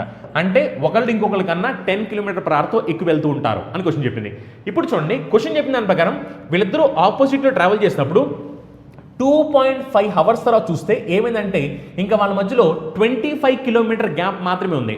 అంటే మొత్తం 300 కిలోమీటర్స్ అయితే అందులో ఇంకెంత మిగిలింది? 25 మిగిలింది. మరి 25 కిలోమీటర్స్ మిగిలిందంటే మిగిలిన కిలోమీటర్స్ అన్ని కవర్ అయిపోయినాయి కదా. మరి ఎంత కవర్ చేశారంటే 300 - 25 అంటే 275 కిలోమీటర్స్ని కవర్ చేశారు. ఈ 275 కిలోమీటర్స్ని ఎంత టైంలో కవర్ చేశారు? ఎంత టైంలో కవర్ చేశారంటే 2.5 అవర్స్లో కవర్ చేశారు. అవునా? అంటే మొత్తం మీద వీళ్ళు వెళ్ళిన స్పీడ్ ఎంత అంటే 110 కిలోమీటర్ పర్ హార్. అవునా? ఎందుకంటే డిస్టెన్స్ వచ్చేసరికి 275 కిలోమీటర్స్ కవర్ చేశారు. అవునా? టైం ఎంత టైంలో 2.5 అవర్స్లో ట్రావెల్ చేశారు. అంటే మనకి డిస్టెన్స్ తెలుసు, టైం తెలుసు, అప్పుడు స్పీడే కదా. స్పీడ్ ఎంత అంటే 110 కిలోమీటర్ పర్ అవర్. మరి స్పీడ్ 110 కిలోమీటర్ పర్ అవర్ కాబట్టి ఈ 110 కిలోమీటర్ పర్ అవర్ స్పీడ్ ఎవరిది? ఇద్దరిది కలిపితే. ఎందుకంటే ఇక్కడ వీళ్ళు ఆపోజిట్ డైరెక్షన్లో వస్తున్నారు. ఆపోజిట్ డైరెక్షన్ వస్తున్నప్పుడు రిలేటివ్ స్పీడ్స్ ఏమవ్వాలి? యాడ్ అవ్వాలి. యాడ్ అంటే S1 + S2. S1 + S2 value ఎంత అంటే 110. అంటే స్పీడ్స్ని యాడ్ చేసినప్పుడు 110 రావాలి. అలా ఏ ఆప్షన్ ఉంటే అదే ఆన్సర్ అవుద్ది. మళ్ళీ మీరు మొత్తం క్యాలిక్యులేట్ చేయాల్సిన అవసరం కూడా లేదు. చూడండి, 50-60 చేస్తే 110 వచ్చింది. 40-50 చేస్తే 110 రాలేదు. 30-40 110 రాలేదు. 60-70 110 రాలేదు. అప్పుడు సింపుల్ ఏంటంటే 50 + 60. ఎందుకంటే 50 + 60 చేస్తే 110 వచ్చింది. అనే క్వశ్చన్ చెప్పింది ఒకళ్ళ స్పీడ్ ఇంకొకరి స్పీడ్ కన్నా 10 కిలోమీటర్ పర్ అవర్ ఎక్కువ ఉండాలన్నారు. చూడండి, 60-50 కన్నా 10 ఎక్కువ ఉంది. సాటిస్ఫై అయింది కాబట్టి సింపుల్గా మీరు ఆప్షన్ ఏ అని పెట్టేస్తారు. ఓకేనా? చాలా చాలా సింపుల్ క్వశ్చన్ అనమాట. జస్ట్ ఏంటంటే క్వశ్చన్ని జాగ్రత్తగా చదివితే చాలు, ఇంకేం చేయాల్సిన అవసరం లేదు. నెక్స్ట్ చూడండి, ఇది ట్రిగ్నోమెట్రీకి సంబంధించిన క్వశ్చన్. చాలా చాలా సింపుల్ క్వశ్చన్. చూడండి, 1 - sin² θ అంటే ఏంటి? 1 - sin² θ అంటే cos² θ డివైడ్ బై 1 - cos² θ అంటే ఏమిటి? sin² θ. అవునా? ఇప్పుడు చూడండి, ఈ మొత్తానికి రూట్ ఉంది కదా. cos బై sin అంటే ఏమిటి? cos బై sin అంటే cot. అప్పుడు ఇది ఏమవుతుందంటే √cot² θ. మరి cot² θ కాబట్టి అప్పుడు ఏమవుతుంది? మనకి ఈ రూట్ స్క్వేర్ క్యాన్సిల్ అయిపోతాయి. అప్పుడు మనం సింపుల్గా ఆన్సర్ ఏం చెప్తామంటే cot θ అని చెప్పేస్తాం. ఓకేనా? చాలా చాలా సింపుల్ క్వశ్చన్. నిజం చెప్పాలంటే ఇది కూడా మనం వేయాల్సిన అవసరం లేదు. ఎందుకంటే న్యూమరేటర్లో cos² θ, డినామినేటర్లో sin² θ. cos by sin అంటే cot అని తెలుసు. cot² θ కాబట్టి స్క్వేర్ రూట్ క్యాన్సిల్ అయిపోతే cot θ మిగిలిపోతుంది మనకి. ఓకేనా? నెక్స్ట్ క్వశ్చన్ చూడండి, మళ్ళీ ట్రిగ్నోమెట్రీకి సంబంధించి ఎగ్జామినేషన్లో ట్రిగ్నోమెట్రీకి సంబంధించి కూడా రైల్వే ఎగ్జామినేషన్లో క్వశ్చన్లు అడుగుతుంటారు. ఈ క్వశ్చన్ కూడా చాలా సింపుల్ క్వశ్చన్సే, కాంప్లికేట్ క్వశ్చన్స్ ఏమి అడగరు అక్కడ వాళ్ళు. ఓకేనా? cot A వాల్యూ చెప్పారు. మళ్ళీ ఏమడుతున్నారంటే sin A + cos A into cosecant A ఏమవుతుంది అంటున్నారు. ఇప్పుడు చూడండి ఒకసారి, cosecant A అంటే ఏంటి? cosecant A అంటే 1/sin A అని అర్థం. అవునా? ఇదంతా తెలిసిందే కదా. ఇప్పుడు దీన్ని మల్టిప్లై చేయండి. మల్టిప్లై చేస్తే ఏమవుతుంది? 1 + cos A/sin A. cos A/sin A అంటే cot A అవుతుంది. ఇదే కదా. ఎందుకంటే నేను జస్ట్ చేసింది cosecant A అంటే 1/sin A. ఇప్పుడు నేను దీన్ని 1/sin తో మల్టిప్లై చేశాను. అప్పుడు sin A/sin A అంటే 1 వచ్చింది. cos A/sin A అంటే cot A వచ్చింది. cot A వాల్యూ ఎంతో క్వశ్చన్లు చెప్పేస్తారు. cot A వాల్యూ ఎంత? 12/5. అవునా? సింప్లిఫై చేయండి. సింప్లిఫై చేస్తే అప్పుడు మనకి ఆన్సర్ ఎంత అంటే 17/5 అని వచ్చింది. ఓకేనా? చాలా చాలా సింపుల్ క్వశ్చన్ అనమాట. జస్ట్ మీకు cot A వాల్యూ డైరెక్ట్గా ఉంది. మీ తెలియాల్సింది ఏంటంటే ఇక్కడ వాళ్ళు ఇండైరెక్ట్గా ఇచ్చారు cosecant A అని. cosecant A అంటే 1/sin A అన్న సంగతి తెలిస్తే మల్టిప్లై చేయండి. మల్టిప్లై చేస్తే అప్పుడు మిమ్మల్ని వాళ్ళు క్యాలిక్యులేట్ చేయమంది 1 + cot A వాల్యూ ఏమవుద్ది అని అడిగారు. క్యాలిక్యులేట్ చేస్తే ఆన్సర్ ఎంత అంటే 17/5 అని వచ్చేస్తుంది. ఓకేనా? నెక్స్ట్ క్వశ్చన్ చూడండి, ఇది కూడా చాలా చాలా simple and silly question. A² - B² divide by A + B ఎంత అంటే 25. మళ్ళీ ఏమడుతున్నారంటే A - B ఏమవుతుంది అంటున్నారు. మనకు తెలిసింది ఏంటి? A² - B² ఏమని రాయొచ్చు? A² - B² A + B into A - B అని రాయొచ్చు లేదా? డివైడ్ బై డినామినేటర్ ఎంత ఉంది? A + B. ఈ వాల్యూ దేనికి ఈక్వల్ అని చెప్పారు? ఈ వాల్యూ 25కి ఈక్వల్ అని చెప్పారు. అవునా? ఇప్పుడు ఒకసారి చూడండి, ఇప్పుడు ఇక్కడ మీరు చూస్తే A + B అననే A + B క్యాన్సిల్ అయిపోతాయి కదా. మరి A + B క్యాన్సిల్ అయిపోతే ఇంకా మనకి ఏం మిగిలిపోయింది? A - B మిగిలిపోయింది. A - B వాల్యూ ఎంత? 25. మళ్ళీ క్వశ్చన్లో ఏం అడిగారంటే A - B వాల్యూ ఎంత అని అడిగారు. అప్పుడు సింపుల్గా ఆన్సర్ ఎంత అంటే 25. అంటే నేను చెప్పాలంటే క్వశ్చన్లోనే ఆన్సర్ కూడా ఉందన్నమాట. కాబట్టి మీకు జస్ట్ తెలియాల్సిన పాయింట్ ఏంటంటే ఏ స్క్వేర్ మైనస్ బి స్క్వేర్ని ఏ ప్లస్ బి ఇంటూ ఏ మైనస్ బి కింద రాస్తామని తెలుసు కాబట్టి ఏ ప్లస్ బి క్యాన్సిల్ అయిపోతాయి. అప్పుడు మనకి ఏ మైనస్ బి మిగిలిపోతాయి. ఏ మైనస్ బి వాల్యూ ఎంత 25. అప్పుడు సింపుల్గా మీరు ఏ మైనస్ బి ఎంత అడిగారు 25 అని చెప్పేసి సరిపోద్ది. ఓకేనా. నెక్స్ట్ క్వశ్చన్ చూడండి, ఇది చాలా సింపుల్ క్వశ్చన్ అనమాట, basic question. A 7-sided polygon is called అంటే 7 sides ఉన్న పాలిగన్ని ఏమని పిలుస్తారు? మనకు తెలిసిందే కదా, 7 sides ఉన్న పాలిగన్ ఏం పిలుస్తామంటే హెప్టగాన్ అని పిలుస్తాం అనమాట. ఓకేనా. ఇప్పుడు చూడండి 9 sides ఉన్నాయి అనుకోండి నానోగాన్, నేమ్లోనే కనపడుతుంది నానోగాన్. ఓకేనా. 9 sides ఉంటే నానోగాన్. హెక్సోగాన్ ఎప్పుడు పిలుస్తాం? 6 sides ఉంటే హెక్సోగాన్. ఆక్టా అంటే ఏంటి? 8 sides ఉంటాయి. కానీ మనల్ని ఏమడిగారు? 7 sides అని అడిగారు. 7 sides కాబట్టి హెప్టగాన్ అని పిలుస్తాం అనమాట. సో 7 sides ఉన్న పాలిగన్ని హెప్టగాన్ అని పిలుస్తాం. చాలా basic and simple question. Next question చూడండి, what is the measure of 2 equal angles of a right isosceles triangle? So right isosceles ట్రయాంగిల్లో 2 యాంగిల్ మెజర్ ఏమవుతుంది అంటున్నారు. చూడండి ఒకసారి, రైట్ ఐసోస్సిలస్ ట్రయాంగిల్ ఏంటంటే మనకి 2 sides అనేవి సేమ్ ఉంటాయి అనమాట. ఇప్పుడు చూడండి, ఇప్పుడు ఈ వాల్యూ 90 degrees అయింది అనుకోండి, అప్పుడు ఈ వాల్యూ ఏమవ్వాలి మనకి? సమ్ ఆఫ్ యాంగిల్స్ అనేది మొత్తం మీద మనకి 180 degrees ఉండాలి. అవునా. సమ్ ఆఫ్ యాంగిల్స్ 180 degrees ఉండాలి కాబట్టి ఇది 90 degrees అయితే ఇంకా మనకి 9 degrees ఉంది. మరి ఈక్వల్ యాంగిల్స్ కాబట్టి ఇది 45 degree అవుద్ది, ఇది కూడా 45 degree అవుద్ది. మరి క్వశ్చన్ అడిగింది అదే కదా, ఈక్వల్ యాంగిల్ ఏమిటి అన్నారు. అప్పుడు సింపుల్గా ఏంటంటే 45 degree అని చెప్పేస్తాం. ఎందుకంటే సమ్ ఆఫ్ యాంగిల్స్ మనకి 180 degrees ఉండాలి. సమ్ ఆఫ్ యాంగిల్ 180 degree ఉండాలి కాబట్టి ఇది 90 degrees అయితే ఇంకా మనకి 9 degrees ఉంటుంది. అది ఈక్వల్ కాబట్టి 45 degree. అప్పుడు ఆన్సర్ ఎంత అంటే 45 degree అని చెప్తాం. ఓకేనా. నెక్స్ట్ క్వశ్చన్ చూడండి, which of the following are called supplementary angles? ఇది కూడా బేసిక్ క్వశ్చన్ అనమాట. సప్లిమెంటరీ యాంగిల్స్ ఎప్పుడు పిలుస్తాం? 2 యాంగిల్స్ని యాడ్ చేసినప్పుడు ఒకవేళ మనకి 180 degrees వస్తే కనుక, 2 యాంగిల్స్ యాడ్ చేసినప్పుడు 180 degrees వస్తే కనుక వాటిని మనం సప్లిమెంటరీ యాంగిల్స్ అని పిలుస్తాం అనమాట. ఓకేనా. ఇవన్నీ బేసిక్ క్వశ్చన్స్, కానీ ఇవన్నీ ఎగ్జామినేషన్ అడుగుతుంటారు. అందుకనే మీకు చెప్పింది, మనకి మెన్సురేషన్ నుంచి క్వశ్చన్స్ వస్తుంటాయి, ట్రిగ్నోమెట్రీ నుంచి క్వశ్చన్స్ వస్తుంటాయి, ఆల్జిబ్రా నుంచి కూడా వస్తుంటాయి. ఇవన్నీ ఏంటంటే ఆర్ఆర్బీ ఎన్టీపీసీ పాయింట్ ఆఫ్ వ్యూలో కాంప్లికేట్ క్వశ్చన్స్ ఏమడగారు, చాలా సింపుల్ అండ్ బేసిక్ క్వశ్చన్స్ అడుగుతుంటారు అనమాట. ఓకేనా. అలా ఇవన్నీ ఏంటంటే బేసిక్ క్వశ్చన్స్ అనమాట. సప్లిమెంటరీ యాంగిల్స్ సమ్ ఎంత అంటే సింపుల్గా 180 degree పెట్టి సరిపోద్ది. ఓకేనా. అలా మనకి ఏంటంటే ఈ 30 క్వశ్చన్స్ అనేవి మనకి ఆర్ఆర్బీ ఎన్టీపీసీ షిఫ్ట్ 1 28 మార్క్స్ జరిగిన ఎగ్జామినేషన్ వచ్చిన క్వశ్చన్స్ అనమాట. చాలా సింపుల్ క్వశ్చన్స్ అనమాట. ఇవన్నీ చెప్పాలంటే పెన్ని యూస్ చేయకుండా సాల్వ్ చేయొచ్చు అనమాట. ఓకేనా. సో దీంతో మనకి ఇంక ఈ సెషన్ కంప్లీట్ అయిపోయినట్టు. సో మీరు చేయాల్సిన ఏంటంటే మీ ఫ్రెండ్స్ కానీ మీ ఫ్యామిలీ మెంబర్స్ కానీ ఎవరైనా కాంపిటేటివ్ ఎగ్జామినేషన్ ప్రిపేర్ అవుతున్నట్లయితే కనుక ఖచ్చితంగా వాళ్ళకి మన వీడియోస్ని షేర్ చేయండి మర్చిపోకుండా. అలానే మన వీడియోస్ ఒకవేళ మీకు నచ్చినట్లయితే కనుక లైక్ చేయడం కూడా మర్చిపోవద్దు. ఓకేనా. అండ్ ఇంకొక ఇంపార్టెంట్ విషయం ఏంటంటే ఆల్రెడీ చెప్పాను కదా, మనం ఆర్ఆర్బీ ఎన్టీపీసీ గ్రూప్ డీకి సంబంధించి బ్యాచ్ స్టార్ట్ చేసామని చెప్పని. సో డీటెయిల్స్ కావాలనుకుంటే ఈ నెంబర్కి కాల్ చేయండి, వాళ్ళు మీకు కంప్లీట్ డీటెయిల్స్ చెప్తారన్నమాట. దీంట్లో మనం ఏంటంటే కంప్లీట్ కాన్సెప్ట్ ఓరియంటెడ్లో బేసిక్స్ నుంచి క్లాస్ చెప్పడం జరుగుతుంది అనమాట. ఇప్పుడు మనం ఏం చేసాము, జస్ట్ ఎగ్జామినేషన్ ఓరియంటేషన్లో క్వశ్చన్స్ ఎలా వచ్చాయి, వాటిని ఎలా సాల్వ్ చేయాలి అనే దాన్ని మాత్రమే మనం డిస్కస్ చేయడం జరిగింది. కానీ ఇక్కడ మనకి ఏంటంటే కాన్సెప్ట్ ఓరియంటెడ్లో బేసిక్స్ నుంచి, అంటే సింపుల్గా మాట్లాడంటే అవి అసలు ఎందుకు వస్తున్నాయి, ఎలా చేయాలి అనే దాన్ని మనం బేసిక్స్ నుంచి స్టార్ట్ చేస్తూ క్వశ్చన్స్ అలానే మనకి ప్రతి టాపిక్ అలానే చెప్పడం జరుగుతుంది అనమాట. ఓకేనా. ఒకవేళ ఇంట్రెస్టెడ్ క్యాండిడేట్స్ ఉంటే ఈ నెంబర్ కాల్ చేస్తే వాళ్ళు డీటెయిల్స్ చెప్తారు. ఓకేనా. So thank you, have a nice day, meet the next session. Bye bye.